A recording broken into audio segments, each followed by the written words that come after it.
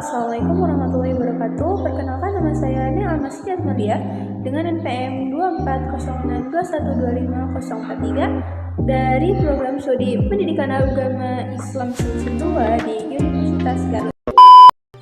Nah, di video terakhir ini saya akan menjelaskan mengenai etika lingkungan. Apa sih etika lingkungan itu? Etika lingkungan adalah cabang filsafat yang menyelidiki hubungan moral antara manusia dengan lingkungan serta makhluk hidup di dalamnya. Etika ini muncul sebagai respons atas krisis lingkungan yang sering kali disebabkan oleh perilaku manusia yang terlalu eksploitatif.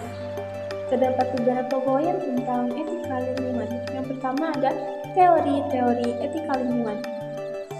Ada 3 sudut pandang utama dalam melihat hubungan manusia dengan alam. Yang pertama ada antroposentrisme, yaitu memandang manusia sebagai pusat dari alam semesta. Alam hanya memiliki nilai sejauh ia berguna bagi kepentingan manusia. Pandangan ini sering dikritik karena memicu eksploitasi berlebihan. Yang kedua ada biosentrisme, yaitu menekankan bahwa setiap makhluk hidup memiliki nilai intrinsik, terlepas dari apakah mereka berguna bagi manusia atau tidak, kehidupan adalah pusatnya.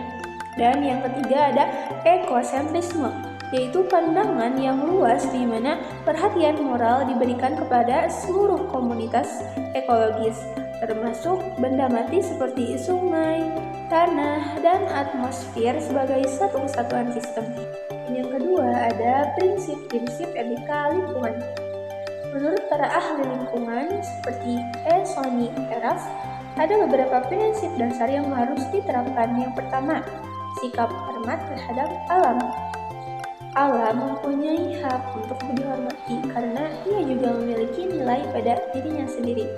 Yang kedua ada tanggung jawab. Sebagai manusia, kita harus memiliki tanggung jawab kolektif untuk menjaga keutuhan ekosistem. Yang ketiga, solidaritas kosmis, yaitu munculnya rasa solider dalam diri manusia untuk menyelamatkan lingkungan karena manusia adalah bagian tak terpisahkan dari alam. Yang keempat, ada kasih sayang dan kepedulian. Kita harus menjaga alam tanpa pamit atau kepentingan pribadi. Dan yang kelima ada hidup sederhana dan selaras dengan alam. Kita harus mengutamakan nilai kualitas hidup, bukan sekadar konsumsi materi secara berlebihan. Dan yang terakhir, bagaimana sih cara mengimplementasikan etika berlingkungan dalam kehidupan sehari-hari? Yaitu yang pertama, dengan menerapkan reduce, reuse, dan recycle. Apa sih reduce itu? Yaitu mengurangi. Tindakan mengurangi penggunaan barang atau energi yang berpotensi menghasilkan sampah. Contoh, membawa botol minum sendiri, menggunakan kantong belanja kain, dan mengurangi penggunaan plastik secara sekali pakai. Lanjut, ada reuse atau menggunakan kembali. Kita harus memanfaatkan kembali sampah atau barang yang masih layak pakai tanpa melalui proses pengelolaan, baik untuk fungsi yang sama atau berbeda. Contohnya yaitu menggunakan sisi kertas yang kosong, memakai botol kaca bekas untuk wadah penyimpanan, dan mendonasikan pakaian layak pakai. Terus apa sih recycle itu? Yaitu mendaur ulang. Mengolah kembali sampah menjadi bahan baku atau produk baru yang bermanfaat. Contoh, membuat kompos dari sampah organik, mengolah botol plastik menjadi biji plastik, dan mendaur ulang kertas menjadi kertas baru.